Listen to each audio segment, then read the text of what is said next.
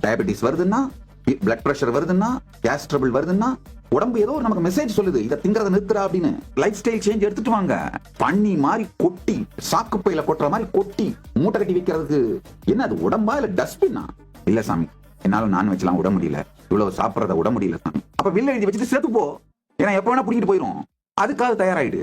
Sorry, செத்துப்போன்னு சொன்னது உண்மையா literal meaning கிடையாது.